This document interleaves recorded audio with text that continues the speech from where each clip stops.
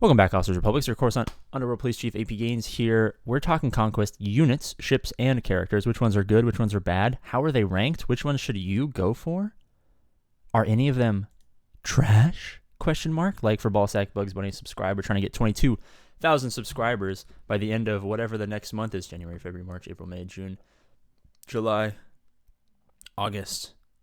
AP sucks August? Question mark. Subscribe. 60% of you guys who watch these videos don't subscribe.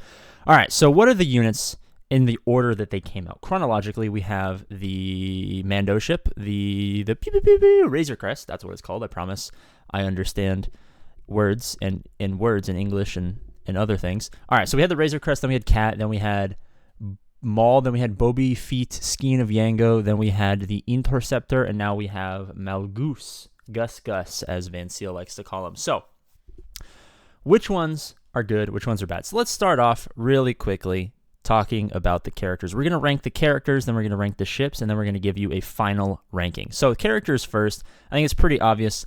Maul and Cat are both amazing. Cat does fantastic stuff. I think Maul has more plug-and-play viability. So I'm going to put Maul at, in my personal opinion, the most valuable Conquest character. Now, I think more people are going to have Cat than are going to have Maul, because more people are going to have JMK than have Lord Vader. But if you can have a gas level team in Maul Mandos, or just kind of plug him where you need damage, this man is freaking insane. Cat is also insane. So kind of like Lord Vader JML, like if you want to flip these in either order, I will not begrudge you a thing if you want to say Cat is better or if you want to say Maul is better. I have Cat. I don't have Maul. I wish I had both. Maul is freaking amazing. I think it's going to go Maul, Cat. Obviously, down here you can see Malgus, and because there's only two more characters, we can say Malgus is much better than Boba Fett, Sign of Django. Sorry, Van Seal. I guess sorry, Van Seal on two fronts, because he's not a big Malgus fan, and he also loves Boba Fett, Sign of Django, so he's probably crying right now. But it's okay, Van Seal. We still love you. All right, so I think Malgus is obviously better than Boba Fett, Skein of Yango. Malgus plugs into a team that most players are going to have within their first year of playing the Darth Revan team. Most players are not going to ever have him because he is a Conquest character. He's not going to be in the Proving Grounds for like a year. So most players will never really interact with Malgus ever. Same thing with Boba Fett, Sign of Django. Most players will never ever interact with either of these characters for the life that they play this game. And that's okay. I mean, Malgus is going to kind of sit in that middle tier of the game. He's not really going to beat Galactic Legends. I mean, he will with his Datacron and with his Omicrons.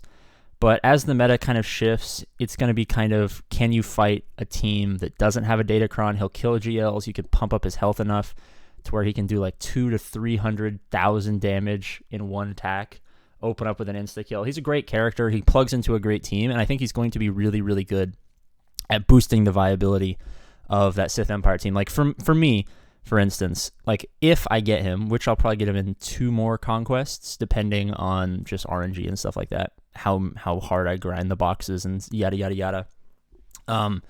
When I get him, I'm probably just going to plug him in under Darth Revan lead and just have him as a second tank to kind of replace Sith Empire Trooper. And then, I'll run like Darth Revan, Basilisk Fallen, Malgus, both Mals, the Mal boys, or whatever the heck you want to call them, and then like Marauder or something like that, and kind of just have a boost to that team. And then Boba Fett, Sign of Django. Boba Fett, Sign of Django he's really good in Territory Wars. Not a lot of people care about Territory Wars, but he doesn't really do a lot of things that are good unless your entire team is crazy modded and in crazy relics.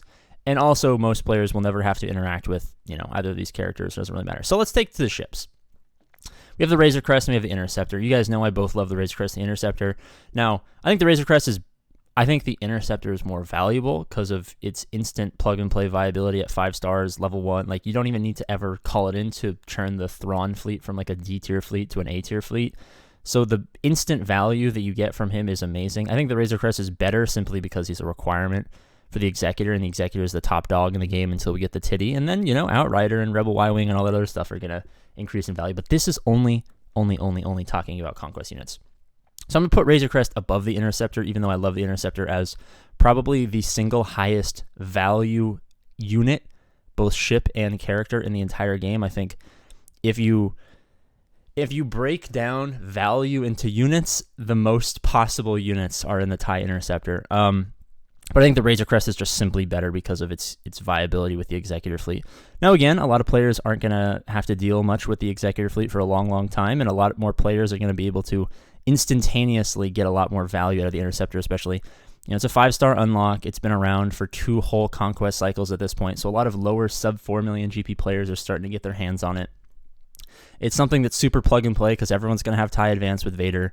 Everyone's going to have the Chimera at 5 stars at some point, you know what I mean? So it's not going to be like a huge barrier to entry, unlike Boba Fett, Cyan of Django, or Maul, or Malgus, or whatever, where a lot of people can't interact with it. So if you want to put the Interceptor at the top simply because of its accessibility, I, again, won't judge you. Same thing with Cat versus Maul.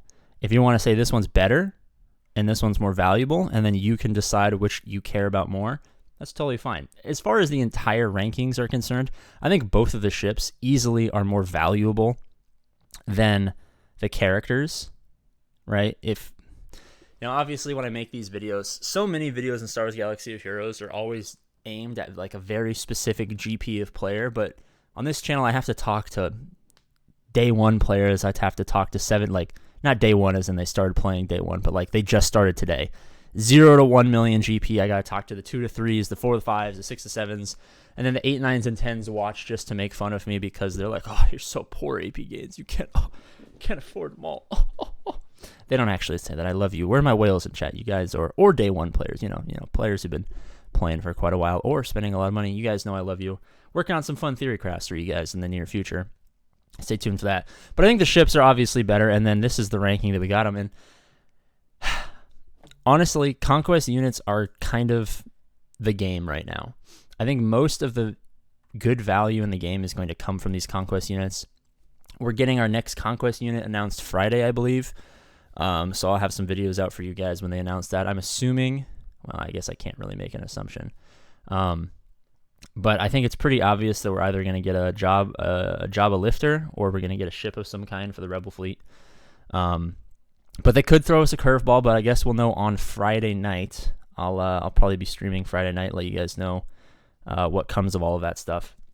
But yeah, Conquest units are the thing. Conquest is unfortunately the entire game at this point.